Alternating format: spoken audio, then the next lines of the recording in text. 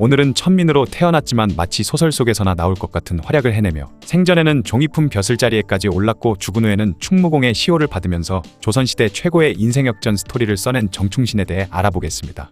1576년 전라도 광주에서 태어난 정충신은 아버지가 중인 신분이었지만 어머니가 노비였기 때문에 노비종목법에 따라 노비의 신분이 되었죠. 어린 나이부터 취업전선에 뛰어들어 관아의 하급 아전으로 일하던 그는 17살에 임진왜란이 일어나자 광주 목사 권율 아래에서 일하게 됩니다. 하루는 권율이 장계를 왕이 임시로 머무르고 있던 행제소에 전달할 사람을 모집했는데 당시 광주에서 행제소가 있는 의주모까지 가려면 이미 평양까지 점령한 상태인 일본군의 감시망을 뚫고 지나가야 했기 때문에 그 누구도 감히 지원을 하지 못하고 있는 상황이었죠. 그때 17살의 어린 나이인 정충신이 패기 넘치는 태도로 자원을 했다고 하네요. 그리고는 대나무 속에 장계를 감춘 채 외병이 보이면 숨거나 전투를 벌여 그들을 제거하면서 무려 20일을 밥도 제대로 먹지 못한 상태로 평안도 의주까지 장계를 전달하는 데 성공합니다. 선조는 큰 공을 세운 이 노비소년을 노비신분에서 해방시켜줬고 병조판서이자 권율의 사위였던 이양복은 정충신의 싹수가 보통이 아니라 판단하고는 그를 잘 키워보자고 결심했죠. 미천한 노비에서 역사적인 명장인 권율에게 총애를 받는 신복이 되었다가 전쟁 도중에 공을 세워 피신해 있던 선조의 명령으로 신분이 상승된 후 유명한 대학자 이양복의 제자로 들어가는 등 그야말로 소설의 주인공들이나 겪을 만한 일들이 정충신에게 연달아 일어난 것인데요. 1592년 행제소에서 실시한 무과의 응시에서 합격한 정충신은 1602년 조선의 사신 자격으로 명나라를 방문했으며 이후 점점 세력을 확장하는 여진족의 정세를 파악하는 역할을 맡았다가 1608년 조산보 만오직에 임명되어 무관으로 활동하게 됩니다.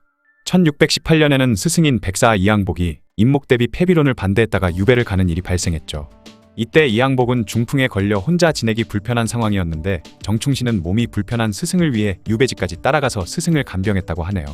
그러다 1619년 명나라의 요청으로 도원수 강옥립이 출병한 사르후 전투에서 후금에 대패하는 일이 일어나자 여진족에 대한 정보에 밝았던 정충신을 조정해서 다시 불러들이게 되죠. 1621년 만포첨사가 되어 국경수비를 담당하던 그는 광해군의 명을 받아 후금의 사신으로 다녀오게 되는데 이때부터 그는 후금의 침략에 대비하는 동시에 조선이 정치적 중립을 지킬 것을 주장하기 시작했습니다. 사실 광해군의 중립외교는 조정의 대신들이 아니라 광해군의 명을 받은 정충신을 비롯한 북방의 장교들이 주도했다고 하는데요. 광해군 하면 폭군과 중립외교라는 단어가 가장 먼저 떠오를 정도지만 정작 광해군 시대에는 제대로 된 외교활동이 이루어지지 않았다고 합니다. 당시 북인 세력이 한일이라고는 오랑캐와 싸우자며 헛소리를 하다가 정작 사르후 전투에서 후금에게 대패하자 우리 탓이 아니라는 변명을 늘어놓는 게 그들이 했던 외교활동이었으며 광해군은 그런 북인들을 대놓고 밀어주고 다른 당파는 배제하면서 균형을 엉망으로 만들어버렸다고 하죠. 광해군이 외교적인 안목은 뛰어났을지 모르지만 사람을 다스리는 능력은 엉망이라 정작 중요할 때 자신의 정책을 지지해줄 인원들과 척을 지는 바람에 조정의 중신들로부터 지지를 받지 못하는 상황에 처했다고 합니다. 때문에 광해군은 정충신 등의 북방장교들을 중심으로 외교를 진행하면서 홍타이지를 포섭하려 하거나 홍타이지와 그의 이복형인 다이샨을 이간질시켜서 후금 후계자 구도의 내분을 일으키려는 공작을 시도하거나 후금의 내부 군사정보 등을 빼내는 비밀 첩보 활동 등을 주로 벌였다고 하죠. 광해군의 밀명을 받고 훗날 청나라의 2대 황제가 되는 홍타이지를 견제하는 임무를 받은 사람도 바로 정충신이었다고 하는데요. 광해군 13년 8월 28일 광해군은 조선에 대해 강경한 입장인 홍타이지를 조선의 우호적인 입장으로 바꿈과 동시에 티나지 않게 후금의 권력 다툼에서 홍타이지를 견제하도록 유도해볼 것 그리고 후금 내의 정보를 몰래 빼내오라는 명을 정충신에게 내렸고 정충신은 그 임무를 무사히 잘 수행해냈다고 합니다. 인조반정 때도 묵묵히 최전방에서 업무를 수행하던 정충신이었지만 1624년 이괄의 난이 발발하자 이괄과 친하다는 이유만으로 조정으로부터 의심을 받게 되죠. 당시 정충신은 계속 근무지에 남아있으면 반란군 세력에게 포위당해 죽임을 당하거나 그들의 편에 서라는 협박을 받게 될 것이 뻔한 운명이었는데 조정에서는 정충신 또한 반역의 무리라 의심하고 있었기 때문에 이러지도 저러지도 못하는 상황에 처해 있던 정충신은 결국 자신의 결백을 증명하기 위해 성을 버리고 탈출을 하게 됩니다. 이후 정충신은 황해도로 후퇴한 도원수의 명을 받아 평안도를 오가면서 군무를 돕다가 이괄이 본격적으로 병사들을 움직이자 충장공 남이응과 함께 황주에서 그를 막으려 했지만 결국 패배하고 말았죠.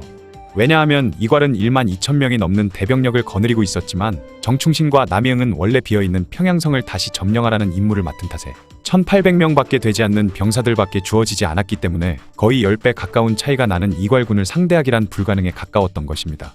그렇게 이괄의 진격을 막는 데는 실패했지만 정충신은 끝까지 포기하지 않고 황주 전투 도중 패배하는 와중에도 적군을 설득해 1천여 명이나 되는 병사들의 항복을 받아냈고 그들을 같은 편으로 받아들인 후 계속해서 이괄의 뒤를 쫓았다고 하죠.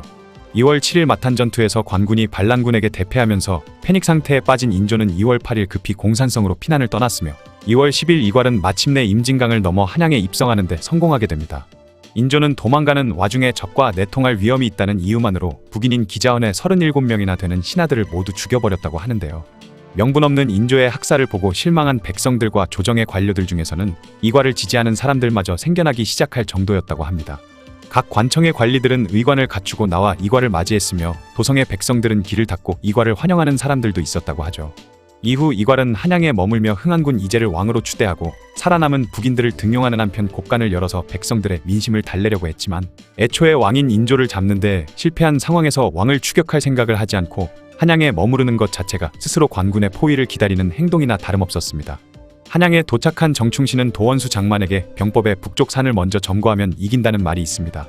우리가 알령을 점거하면 한양을 내려다볼 수 있으니 불안해진 적들은 성 밖으로 나오지 않을 수가 없을 것이고 만약 적이 공격해오면 우리는 높은 곳에서 낮은 곳에 있는 적을 공격할 수 있으니 쉽게 이길 수 있을 것이라는 주장을 했죠.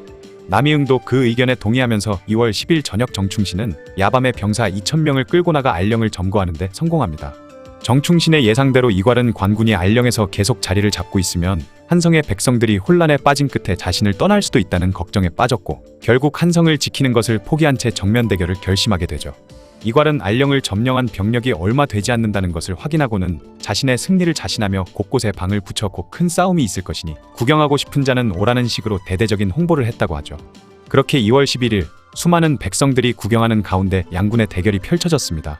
이괄의 군대는 북방에 배치되었던 조선의 최고 정예군이었지만 이에 맞서는 관군은 급하게 긁어모은 허접한 병력인데다 병력 수도 2,000명밖에 안 되는 등 모든 면에서 불리한 상황이었기에 전투가 벌어지자 선봉을 맡은 선천부사 김경운이 전사하고 토벌군의 모든 병력이 전멸당할 위기에 처하게 되죠.